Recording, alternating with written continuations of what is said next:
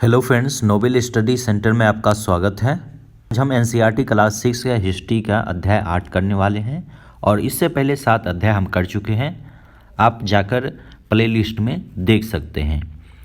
ये सारे हिस्ट्री के जो समरी बता रहे हैं, हिस्ट्री का समरी आपको सभी टीचिंग एग्ज़ाम में हेल्प करेगा। अगर आप 6 to 8 के लिए एग्ज़ाम की तैयारी करते हैं या उससे ऊपर तैयारी करते हैं तो कहीं न कहीं आपको ज़्यादा हेल्प करेगा। सबसे ज़्यादा 6 to 8 में आपको हेल्प करेगा।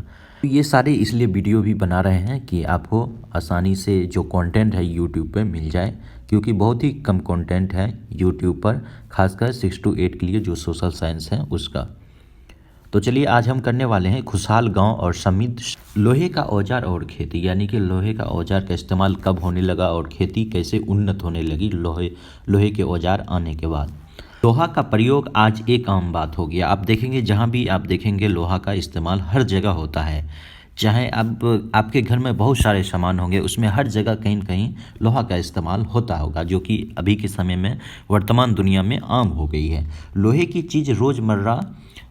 चीज़ क्या हुआ कि अब रोज़मर्रा की चीज़ों में इस्तेमाल होने लगा।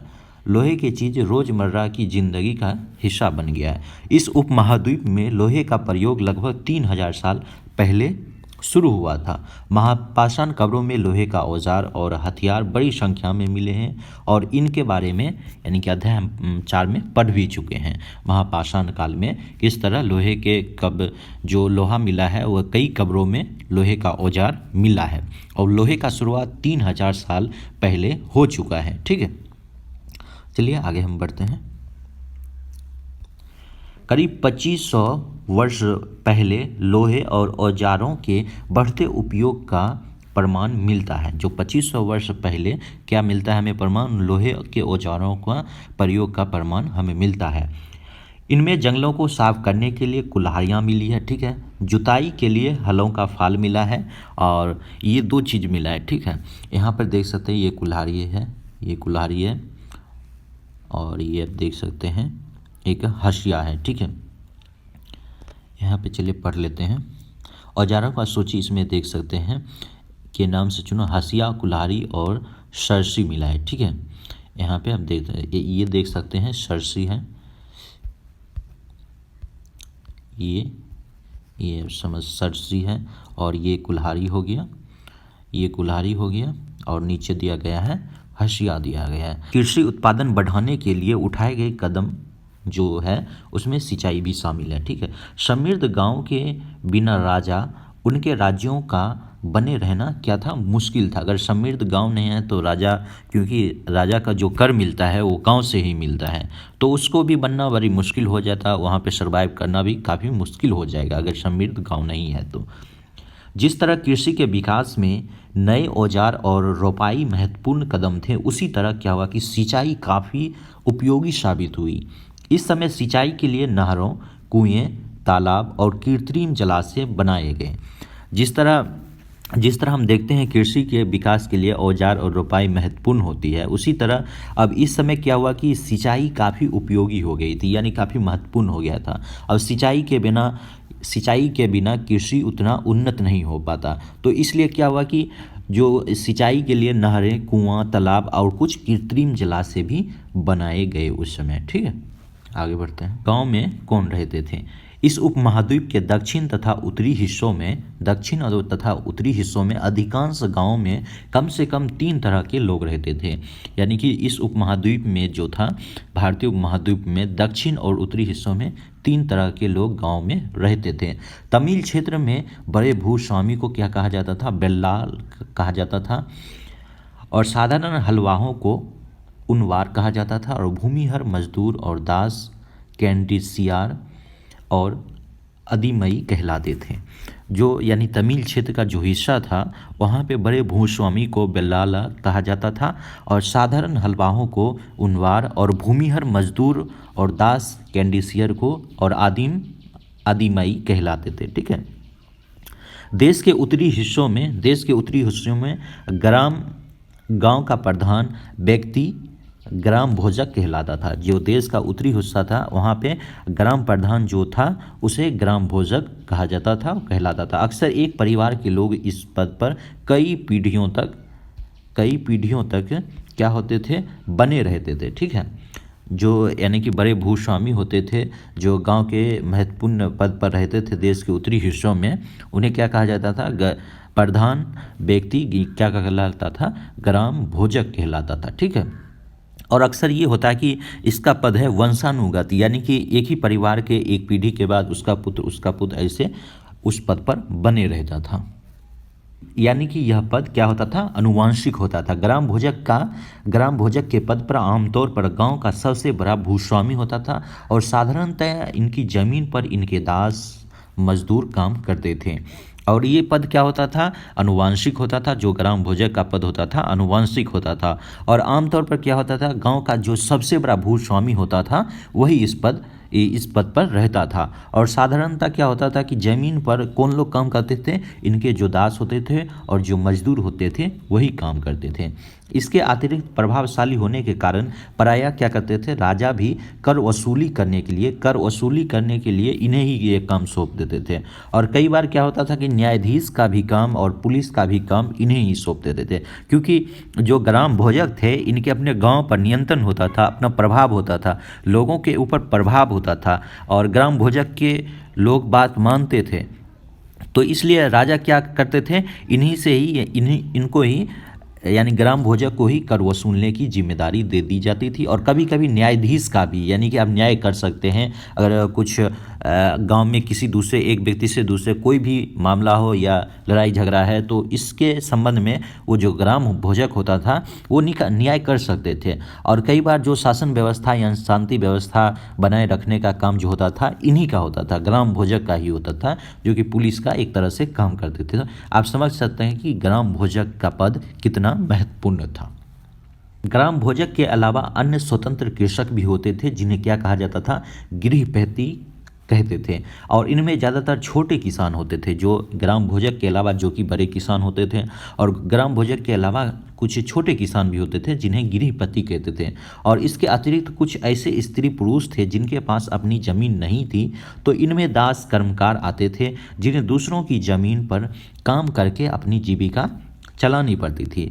जो छोटे किसान होते थे, जो दास होते थे, कर्मकार होते थे, इनके पास अपना ज़मीन नहीं होता था, और जो छोटे किसान होते थे और जिनके पास ज़मीन है तो उन्हीं के ज़मीन पर ये काम कर अपना किसी तरह जीविका चलाते थे। अधिकांश गांव में लोहार, कुम्हार, बढ़ई और बुनकर जैसे कुछ शिल्पकार भी होते थे।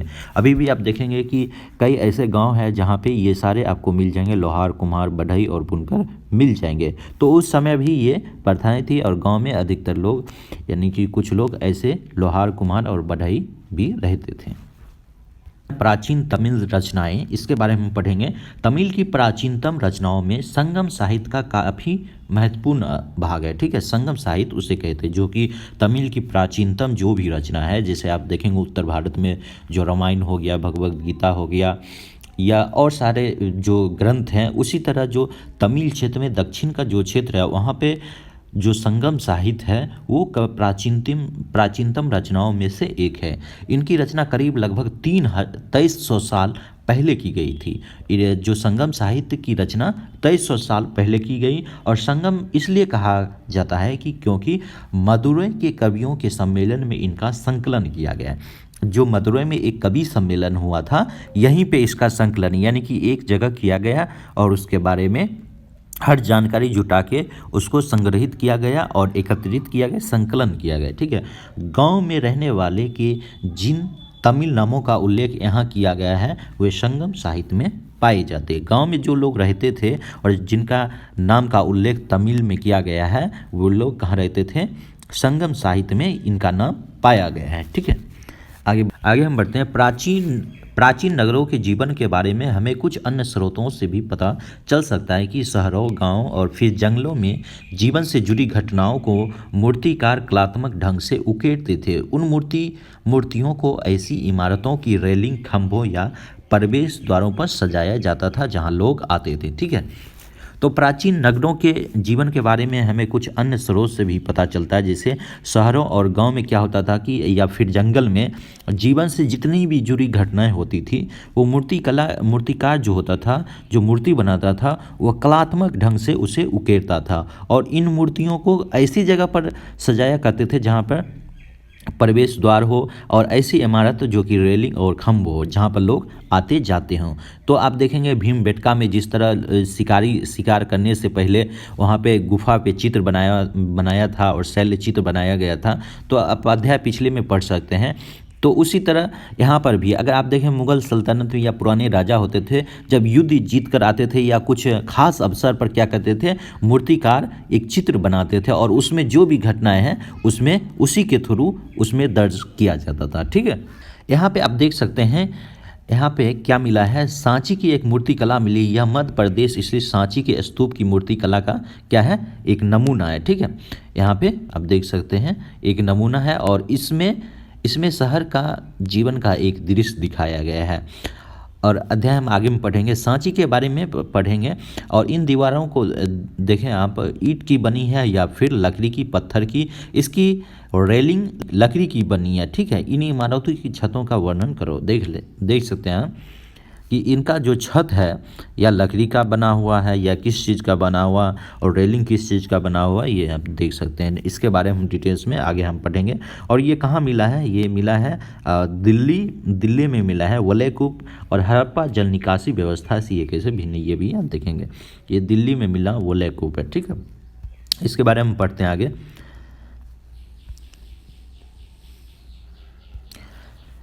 शहर महाजनपदों की राजधानी थे, यानी पिछले अध्याय में हम पढ़ चुके हैं, अध्याय 5 में जो शहर होता था महाजनपदों की राजधानी होता था। जैसे तुमने पढ़ा, इसमें कुछ शहर परकोटे से घिरे होते थे। ठीक है, अनेक शहरों में वलयकूप मिले हैं। वलयकूप गुस्ल खाने यानी कि नाली या कूड़ेदान के लिए प्रयुक्त होता था। प्रायः वलयकूप लोगों के घरों में होते थे। ये जो वलयकूप जो दिल्ली में मिला है, ये क्या किया जाता था, गुस्ल खाने में, यानी गुस्ल करना मतलब जहाँ पे लोग नहाते होंगे, स्नान करते होंगे। ठीक है, नाली या कूड़ेदान के लिए प्रयुक्त किया जाता होगा। और जहाँ पे लोग नहाते होंगे उसका जो पानी, गंदा पानी होता था, इसी के थ्रू जाता होगा। ये वलयकूप लोगों के घरों में होते थे। ठीक है, आगे हम देखते हैं। महलों, बाजारों और आम घरों के अवशेष बहुत कम ही मिले। संभवतः लकड़ी, मिट्टी और कच्ची ईंटों और छप्पर से बने होने के कारण ज़्यादा समय तक टिक नहीं पाए और भविष्य में पुरातात्विक भी इनका खोज भी कर सकते हैं। क्योंकि जो हमारा पुराना सभ्यता था उसमें आप देखेंगे कि मौर्य साम्राज्य में भी अधिकतर जो घर होता था, दीवार होता था, वो लकड़ियों का बना होता था। और यहाँ तक जो जिसमें चंद्रगुप्त मौर्य रहता था, वहाँ पे भी जो उनका चंद्रगुप्त मौर्य का महल था, घर था, वो भी एक काट का लकड़ी का बना हुआ था। ठीक है, तो उस समय अधिकतर लकड़ियों का इस्तेमाल किया जाता है। हम पिछले अध्याय में पढ़ा चुके हैं कि जो बौद्ध भिक्षु भी जहाँ पे रहते थे, जहाँ पे विहार बनाते थे, वो शुरुआत में लकड़ियों का ही बना होता था। जो जैन धर्म में भी जो जैनिज रहते थे, वो भी लकड़ियों के घर में बने हुए गुफाओं में रहते थे। ठीक है, प्राचीन शहरों के बारे में वहाँ गए नाविकों और यात्रियों के विवरणों के द्वारा हमें पता चलता है। ऐसा ही एक विस्तृत विवरण किसी अज्ञात यूनानी नाविक का है। ठीक है, जो यानी कि हमारा प्राचीन चीज़ों के बारे में हमें जानकारी कैसे मिलता है, जो यात्री होते थे, जो एक दूसरे देश में हमेशा भ्रमण करते थे, वो अपना विवरण लिखते थे। जैसे इब्न बतूता हो गया, जो मोरक्को का यात्री था, जब भारत आया था तो यहाँ के जो पश्चिम बंगाल था, वहाँ का नहरों का डिज़ाइन, वहाँ खेती कैसी होती थी, वहाँ प्रजा कैसे रहते थे, वहाँ राजा का क्या जीवन था, ये सारी चीज़ों के बारे में लिखा गया। एक भरूच की कहानी है, इसमें हम पढ़ लेते हैं। बोरी गांजा। ठीक है, भरूच यानी यूनानी नाम की कहानी है। बेरिंग गाजा की सकरी खाड़ी में समुद्र से आने वालों के नाव चला पाना बहुत ही मुश्किल होता था। राजा के द्वारा नियुक्त कुशल और अनुभवी स्थानीय मछुआरे ही जहाज ला सकते थे। बोरिंग गाजा में शराब, तांबा, टीन, सीसा, मूंगा और पुखराज, कपड़े, सोने, चांदी के सिक्कों का आयात होता था। ठीक है, हिमालय की जड़ी बूटियों, हाथी का दांत, गोमेद, कर्निलियन और सूती कपड़े, रेशम और इत्र यहाँ से निर्यात किए जाते थे। राजा के व्यापारी विशेष उपहार लाते थे और इसमें चांदी के बर्तन, गायक किशोर, सुंदर औरतें और अच्छी शराब होती थी। उत्कृष्ट महीन कपड़े भी शामिल होते थे। तो यहाँ पे आप देख सकते थे कि कई सारी धातुओं का यानी कि एक्सपोर्ट और इंपोर्ट होता था, आयात निर्यात भी होता था, और यहाँ तक कि हिमालय की जो जड़ी बूटियाँ भी होती थी या हाथी के दांत होते थे, यहाँ से निर्यात किया जाता था, दूसरे देशों में भेजा जाता था। और उसके बाद राजा के लिए जो व्यापारी होते थे विशेष उपहार लाते थे। इनमें क्या होता था, चांदी का बर्तन और गायक किशोर भी होता था और सुंदर औरतें भी लाई जाती थी और अच्छी शराबें। तो इससे पता चलता था कि वहाँ उस समय जो राजा होते थे किस तरह अपने जीवन को विलासितापूर्ण व्यतीत करते थे, और जनता कहीं ना कहीं वो सभी चीज़ों से अछूता रहता था और काफ़ी गरीब होने के बावजूद वो अपना जीवन किसी तरह चलाते थे। आगे बढ़ते हैं, आहत सिक्के के बारे में पढ़ लेते हैं क्योंकि ये एग्ज़ाम में भी पूछ लिया जाता है। आहत सिक्के के सामान्यतः आयताकार और कभी कभी वर्गाकार गोल होते थे। ये या तो धातु के चादर को काटकर और धातु के चपटे गोलिकाओं से बनाए जाते थे। सिक्कों पर कुछ लिखा हुआ नहीं था, बल्कि इन पर कुछ चिन्ह, ठप्पे या बनाए जाते थे, इसलिए इसे क्या कहा जाता था, आहट सिक्का कहा जाता था। और ये सिक्के उपमहाद्वीप के लगभग अधिकांश हिस्सों में पाए गए और इसी की आरंभिक सदियों का ये प्रचलन है। ये आप देख सकते हैं आहत सिक्के। यहाँ पे क्या होता था, कई बार ये प्लेन भी होता था, ये आप देख सकते हैं प्लेन, और इसमें कुछ ना कुछ यहाँ पे आप देख सकते हैं इस पर क्या लिखा नहीं जाता था बल्कि एक ठप्पा लगा दिया जाता था। यहाँ पे आप देख सकते हैं कुछ चित्र बना हुआ है, यहाँ पे ये कुछ जानवर का चित्र बना हुआ, तो इस पर ठप्पा लगा दिया जाता था। ठीक है, आगे हम बताते सिक्के के बारे में पढ़ते हैं क्या दिया गया है। पृष्ठ 82 पर दी गई कहानी में यानी देखें और किस तरह सिक्के के आधार पर संपत्ति का मूल्यांकन किया जाता था। अभी भी आप देखेंगे कि जो जिसके पास जितना रुपया है उसका मूल्यांकन उसी तरह किया जाता है कि वो इतना अमीर है, उसके पास इतना डॉलर है, तो उसी तरह उस समय भी सिक्के के आधार पर ही संपत्ति का मूल्यांकन किया जाता था। पुरातात्विक विदों को इस युग के हजारों सिक्के मिले हैं और सबसे पुराने क्या मिले हैं, आहत सिक्के थे, जो कि सबसे पुराना था आहत सिक्का, जो करीब 500 साल चले और इसका चित्र नीचे दिया गया है। और चांदी तांबे के सिक्के विभिन्न आकृतियों को आहत कर बनाए जाने के कारण इन्हें क्या कहा जाता था, आहत सिक्का कहा जाता है, जो कि प्राचीन काल में पुरातात्विक विदों को सबसे अधिक आहत सिक्का मिला है और जो करीब लगभग 500 साल चले। इस सिक्के का प्रचलन जो था 500 साल तक इनका चला, और चांदी और तांबे के सिक्के के जो विभिन्न आकृति होता था वो आहत कर बनाए जाने के कारण इसे आहत सिक्का कहा गया। ये आप देख सकते हैं विनिमय के अन्य साधन में इसमें संगम साहित्य के इस छोटी कविताओं में दिया गया है कि इस तरह विनिमय किया जाता था, और ये आप पढ़ लीजिएगा। आगे हम बढ़ते हैं। नगर अनेक गतिविधियों का क्या होता था, केंद्र होता था नगर।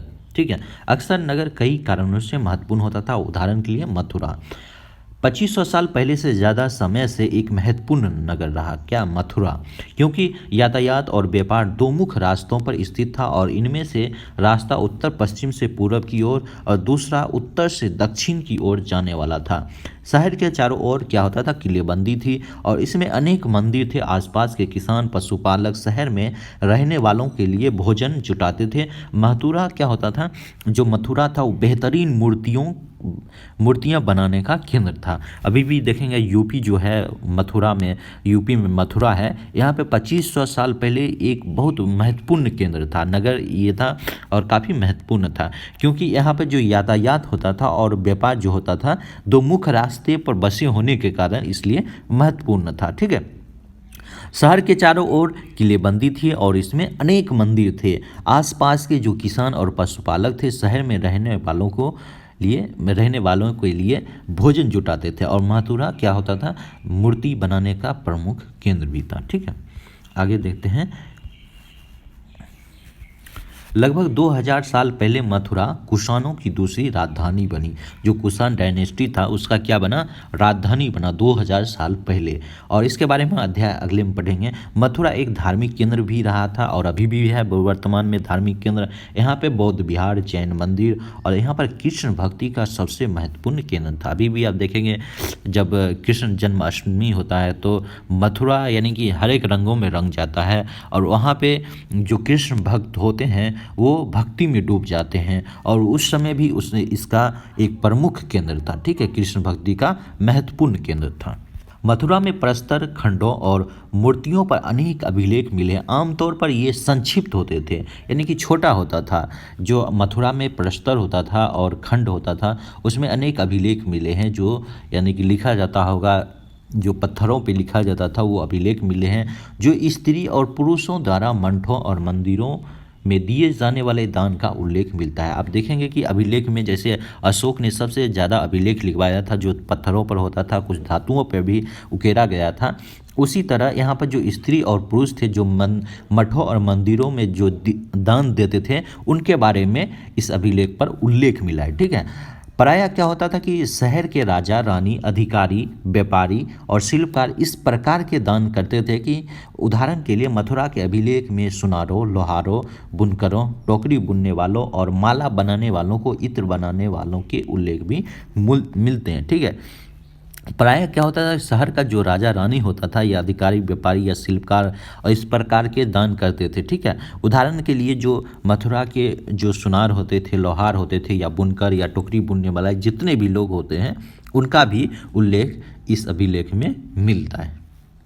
तो इससे पता चल सकता है कि वहाँ पे जो अभिलेख का इस्तेमाल सिर्फ राजाओं का विवरण लिखने के लिए नहीं होता था, और राजाओं की लड़ाई के बारे में लिखने के लिए, उसका संदेश पहुँचाने के लिए नहीं किया जाता था। यहाँ पर जो आम जनता भी थे, वो भी अपना जो गतिविधि होता था या जो भी चीज़ वो उस पर लिखवाना चाहते थे अभिलेख पे, वो लिखवा सकते थे। ठीक है। और शिल्पकार के बारे में थोड़ा जानते हैं। पुराने स्थलों से शिल्पों के नमूने मिले हैं। इनमें मिट्टी के बहुत ही पतले और सुंदर भी बर्तन मिले हैं, जिन्हें उत्तरी काले चमकीले पात्र कहा जाता है, क्योंकि ये ज़्यादातर उपमहाद्वीप के उत्तरी भाग में मिले हैं। जो पुरास्थल से जो शिल्पों के नमूने मिले हैं, इसमें क्या चीज़ होता था, मिट्टी के बहुत ही पतले और सुंदर बर्तन मिले हैं। इनमें जो पुरास्थल से जो भी नमूना मिला है, वो मिट्टी के पतले बर्तन होते थे, जिन्हें उत्तरी काले चमकीले पात्र कहा जाता था, यानी उत्तरी काला चमकीला पात्र, क्योंकि ये ज़्यादातर उपमहाद्वीप के उत्तरी भाग में मिला है। ठीक है। आगे हम देखते हैं। ध्यान रखिए कि दूसरे शिल्पों के अवशेष नहीं बचे हैं। जैसे कि विभिन्न ग्रंथों से हमें पता चलता है कि कपड़ों का उत्पादन बहुत महत्वपूर्ण था। उत्तर में वाराणसी, दक्षिण में मदुरै इसके सबसे प्रसिद्ध केंद्र था। यहाँ स्त्री पुरुष भी काम करते थे। जो उत्तर में अभी भी देखेंगे, वाराणसी हो गया या बनारस हो गया, वहाँ पे बहुत सारे बुनकर हैं। और उस समय क्या हुआ कि कुछ ऐसे चीज़, ये जो बुनकर होते थे, इनका अभी से अवशेष नहीं मिला, जो कपड़ा बुनते थे, क्योंकि उस समय भी कपड़ा का एक महत्वपूर्ण वो केंद्र था वाराणसी, और दक्षिण में मदुरै प्रसिद्ध केंद्र था। ठीक है। यहाँ पर जो कपड़ा बुनने का काम स्त्री पुरुष दोनों करते थे। और इसका विवरण कहाँ पे मिला है, विभिन्न ग्रंथों से हमें पता चलता है। जो उस समय ग्रंथें लिखी गई, बुक लिखी गई, उसमें हमें पता चलता है। अभी भी वर्तमान में आप देखेंगे, जितने भी बुक लिखे जाते हैं वर्तमान में, अभी का जो जीवन है, अभी का पॉलिटिक्स है, अभी का जो पर्यावरण है, ये सारे चीज़ों के बारे में उस बुक में दर्शाया जाता है। मान चलिए 1000-2000 साल बाद कोई व्यक्ति उस बुक को पढ़ेगा, तो उसको पता चलेगा कि उस समय जीवन कैसा था, यहाँ के लोगों का जीवन कैसा था, यहाँ पर पर्यावरणीय स्थिति क्या थी, यहाँ पे फसलों की कैसे उगाया जाता था, और पॉलिटिक्स का वहाँ पे राजनीति कैसे होती थी, वहाँ पे शासन व्यवस्था कैसे था, ये सारे चीज़ों के बारे में वो जान सकेंगे। ठीक है।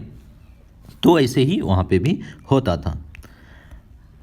और इसके हम उत्तरी काले चमके पात्र के बारे में पढ़ लेते हैं। यहाँ पे आप देख सकते हैं, ये कठोर चाक निर्मित धातु इस तरह दिखने वाले चमकदार काली सतह के वाले पात्र थे, और इसे बनाने के लिए कुम्हार मिट्टी के बर्तनों और भट्ठों पर उच्च तापमान पर रखते थे। ठीक है। इनको बनाने के लिए जो कुम्हार होते थे, उच्च यानी मिट्टी के भट्ठों पर उच्च तापमान, काफ़ी यानी उसमें आग जलाने के बाद, काफ़ी हीट पैदा करने के बाद उस पर रखते थे। ठीक है। और परिणाम स्वरूप क्या होता था कि बर्तनों का जो बाहरी सतह होता था वो काली हो जाती थी। ठीक है। अभी भी आप देखेंगे, कुम्हार के पास अगर जाएंगे, तो अगर गांव घर में हैं तो आप कुम्हार के पास जाएंगे, तो जहाँ पे ज़्यादा अगर कोई भी बर्तन, मिट्टी का बर्तन ज़्यादा पक जाता है तो वो काला हो जाता है। ठीक है। तो उसी तरह उस समय भी ये ऐसे किया जाता, काला किया जाता था, और इन पर पतली काली लेप भी लगाई जाती थी, और जो इस बर्तन को शीशे जैसी चमक प्रदान करती थी। तो अभी देखेंगे बहुत सारे रासायनिक पदार्थ आ गया है या केमिकल आ गया है, बर्तन को चमकाने के लिए। लेकिन जब पुराने समय में जो मिट्टी का बर्तन होता था उसको किस तरह सुंदर बनाया जाता था, मजबूत बनाया जाता था और चमकीला बनाया जाता था, इसी विधि के द्वारा ये सारे चीज़ उस समय किया जाता था। ठीक है।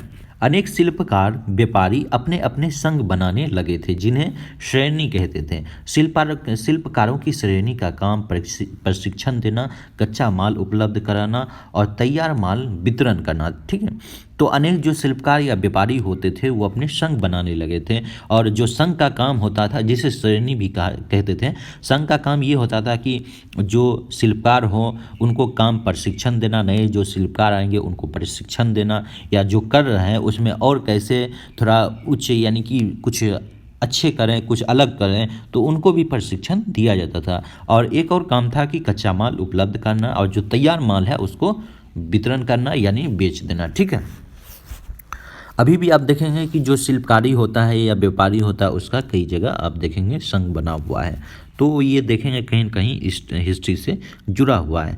तो आप कुछ भी अगर जानना चाहते हैं तो हिस्ट्री में उसमें उसका सारा विवरण आपको मिल जाएगा। इसलिए इतिहास आपको पढ़ना ज़रूरी होता है, और पढ़ेंगे तो आप ज़रूर जो आसपास की चीज़ों से इसे रिलेट कर पाएंगे और अच्छे से बेहतर तरीके से जान पाएंगे। जबकि व्यापारियों की श्रेणी का व्यापार का संचालन करती थी, और श्रेणियां बैंकों के रूप में क्या करती थी, काम करती थी, जहां लोग पैसा भी जमा करते थे और इस धन का निवेश लाभ के लिए किया जाता था, और उससे मिले लाभ का कुछ हिस्सा जमा करने वालों को लौटा दिया जाता, फिर मंठ आदि धार्मिक स्थानों को दिया जाता था। अभी भी आप देखेंगे कि जो लोग जितना भी रुपया कमाते हैं उसका अधिकतर भाग बैंकों में जमा करते हैं। उससे क्या होता है कि बैंक उसको इंटरेस्ट देता है, उसको लाभ देता है समय समय पर। वो जब निकालना चाहता है तो निकाल भी सकता है, अगर अन्य कामों के लिए इस्तेमाल भी कर सकता है। तो उसी समय पुराने समय में, प्राचीन काल में भी ऐसे सारी व्यवस्थाएं थी जो कि अभी के वर्तमान व्यवस्थाएं से काफ़ी मिलता जुलता है। ये आप पढ़ सकते हैं, ये आप पढ़ लीजिएगा अच्छे से, और इसमें काफ़ी चीज़ दिया गया है। आप देख सकते हैं इसमें सूत कताई और बुनाई के बारे में दिया गया, ऊन, पेड़ों की छाल, पटुआ, कपास, सन तैयार कैसे किए जाते थे, विधवाओं और अक्षम महिला भिक्षुओं को, वृद्धा वेश्याओं और राजा अवकाशप्राप्त दासियों को, सेविकाओं और अवकाशप्राप्त देवदासियों को लगाया जा सकता है। ये सारे आप पढ़ लीजिएगा। ठीक है। सूक्ष्म निरीक्षण अरिकामेडू का करते हैं। अरिकामेडू के बारे में सूक्ष्म निरीक्षण करते हैं। यहाँ पर दिया गया लगभग 2200 से 1900 साल पहले अरिकामेडू एक पत्तन था। यहाँ दूर दूर से आए जहाज़ों से सामान उतारे जाते थे। यहाँ ईंटों से बना एक ढांचा मिला है जो संभवतः गोदाम रहा होगा। यहाँ भूमध्य सागरीय क्षेत्र के एम्फोरा जैसे पात्र भी मिले जिसमें शराब, तेल जैसे तरल पदार्थ रखे जाते थे। इसमें दोनों तरफ से पकड़ने के लिए हत्थे लगे थे, और साथ ही यहाँ पर एयरटाइन जैसी मुहर लगे चमकदार बर्तन भी मिले हैं, लाल चमकदार बर्तन भी मिले हैं। इन्हें इटली के एक शहर के नाम पर एयरटाइन पात्र के नाम से जाना जाता है, और इसे मुहर लगे सांचे और गीली चिकनी मिट्टी को दबाकर बनाया जाता था। ठीक है। जो अरिकामेडू था वहाँ 2200 से 1900 साल पहले एक पत्तन मिला है, जो कि 2200 साल से 1900 साल पहले का ये पत्तन था। यहाँ दूर दूर से क्या आते थे, जहाज उतारे जाते थे, और यहाँ ईंटों से बना एक ढांचा भी मिला है जो संभवतः गोदाम रहा होगा। ठीक है। यहाँ भूमध्य सागरीय क्षेत्र के एक एम्फोरा पात्र भी मिला है जिसमें शराब, तेल और तरल पदार्थ रखे जाते होंगे। ठीक है। और इसमें दोनों तरफ क्या होता था कि एक पकड़ने के लिए कुछ हत्था बना होता था। जैसे ये पकड़ने के लिए मान चलिए अब बर्तन है, ये बर्तन है, और इसको ये पकड़ने के लिए बनाया गया हुआ है, ये पकड़ने के लिए। ठीक है। ऐसे ही पकड़ने के लिए एक हत्था बना होता था, और साथ ही यहाँ के एरेटाइन जैसे मोहरों भी मिले हैं जो कि लाल चमकदार बर्तन भी मिले हैं, और इसमें इटली का जो एक शहर का नाम था एरेटाइन पात्र के नाम से जाना जाता था। इसे मोहरे लगे सांचे और गीली जो मिट्टी होता था उसी को दबाकर मुहर लगाया और इस पे बनाया जाता था। ठीक है। और कुछ ऐसे भी बर्तन मिले हैं जिसका डिजाइन रोम का था। ठीक है। किंतु यही बनाए जाते थे। यहाँ रोम, लैंप, शीशे, बर्तन और रत्न भी मिले हैं। तो इससे हमें पता चलता है कि उस समय के लोग जो रोम के लोग थे, उनका कहीं ना कहीं यहाँ के लोगों से कनेक्शन था और यहाँ के यात्री वहाँ जाते होंगे, यहाँ का जो व्यापारी होता था यहाँ से वहाँ जाते होंगे और इस तरह आदान प्रदान होते रहता था। अभी भी आप देखेंगे एक देश से दूसरे देश में हमेशा व्यापार होते रहता है और सभ्यता का क्या होता है, विस्तार होते रहता है। वहाँ के कुछ चीज़ हमारे देश में आते हैं और यहाँ के कुछ चीज़ दूसरे देश में जाते हैं और इससे क्या होता है कि जो संस्कृति होता है, पॉलिटिक्स होता है, वहाँ का रहन सहन होता है, ये सारे चीज़ आदान प्रदान एक देश से दूसरे देश होते रहते हैं। ठीक है। साथ ही कुछ ऐसे भी कुंड मिले हैं जो संभवतः कपड़े की रंगाई के पात्र रहे होंगे। ठीक है। यहाँ पर शीशे और अर्धमूल बर्तनों से बनाए गए पर्याप्त साक्ष्य भी हमें मिले हैं। ठीक है। कुछ ऐसे छोटे छोटे कुंड मिले जो संभवतः कपड़े की रंगाई के पात्र होंगे और यहाँ पे शीशे और अर्ध बहुमूल पत्थरों से मिल के बनाने के पर्याप्त साक्ष्य भी मिले हैं। ठीक है।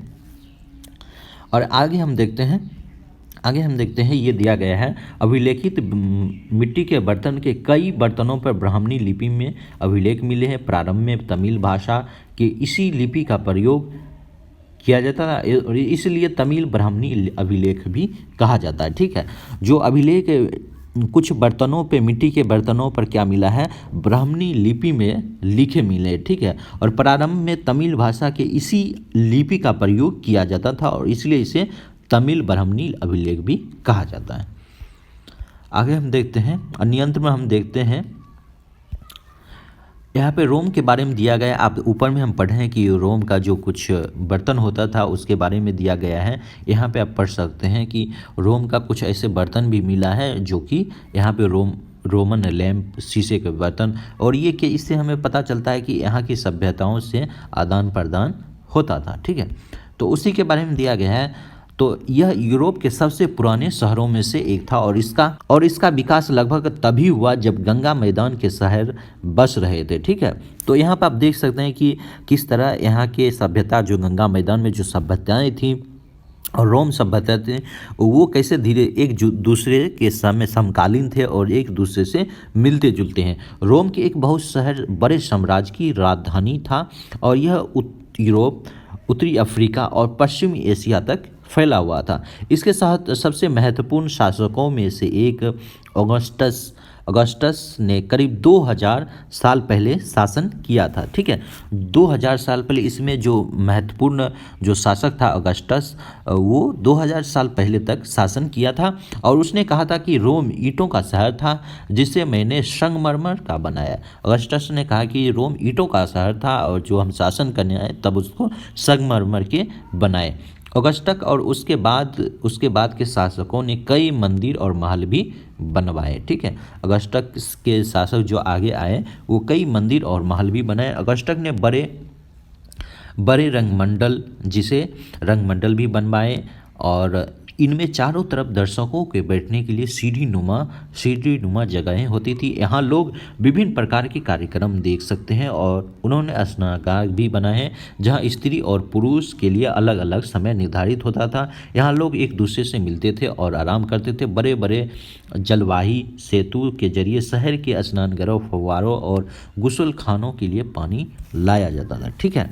तो आप देखेंगे कि किस तरह अभी भी वर्तमान में स्टेडियम बनाया जाता है और कई सार्वजनिक स्थल पर ऐसे चीज़ बनाए जाते हैं जहाँ पे चारों तरफ से लोग बैठ के और वहाँ पे जो भी फंक्शन हो रहा है, जो भी वहाँ पे कार्यक्रम चल रहा है वो देख सकें। इसी तरह रोम में भी वहाँ पे जो अगस्टक राजा थे वो ऐसे ही कुछ लोगों को बैठने के लिए, स्नान करने के लिए, नहाने के लिए, फव्वारे के व्यवस्था की, ये सारी व्यवस्थाएं की थी। अगर यहाँ पर स्नान करने की स्त्री और पुरुषों की अलग अलग समय निर्धारित थी। तो यहाँ पे ये भी हमें पता चलता है कि यहाँ पे भी स्त्री और पुरुष उतना यानी कि बराबर रूप में काम नहीं कर सकते हैं। एक जगह पर वो नहा नहीं सकते, एक जगह रह नहीं सकते। ये कुछ न कुछ हमें डिफरेंस यहाँ पे स्त्री पुरुष के बीच भी हमें पता चलता है। ठीक है।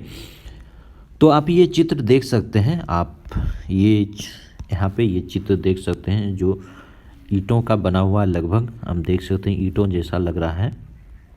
इसको अगस्टस ने कहा कि हमने इसे संगमरमर से बनाया। ठीक है। तो ये चैप्टर यहीं पे समाप्त होता है और इसमें कुछ महत्वपूर्ण महत्वपूर्ण वर्ड्स दिया गया है, लोहा, गांव, सिंचाई, और ये आप पढ़ लीजिएगा। काफ़ी महत्व, पत्तन किसे कहा जाता है, ये सारे चीज़ दिया गया है। और कुछ तिथियां दी गई है जो कि काफ़ी महत्वपूर्ण है। उपमहाद्वीप में लोहे का प्रयोग की शुरुआत कब हुआ था? 3000 साल पहले हुआ था। लोहे के प्रयोग में बढ़ोतरी, नगर, आहत सिक्के 2500 साल पहले, और संगम साहित्य की जो रचना की शुरुआत काल है वो 2300 साल पहले, और अरेकामेडु का पतन करीब 2200 से 1900 साल पहले की है। ठीक है, तो ये तिथि आप याद रखिएगा, ये काफ़ी महत्वपूर्ण है क्योंकि आपको एग्जाम में पूछ लिया जाता है, और इसे याद रखिएगा। तो चलिए ये वीडियो यहीं पर समाप्त करते हैं। आपको कैसा लगा वीडियो आप ज़रूर कमेंट कर हमें बताइएगा, और ज़्यादा से ज़्यादा हमारे चैनल को सब्सक्राइब करें और दूसरे दोस्तों तक शेयर करें जो भी सीटेट एग्ज़ाम या अन्य टीचिंग एग्ज़ाम की तैयारी करते हैं, और जो सोशल साइंस जिनका मजबूत नहीं है वो आप मेरे चैनल पे आ सकते। तो चलिए वीडियो यहीं पर समाप्त करते हैं। Thank you so much.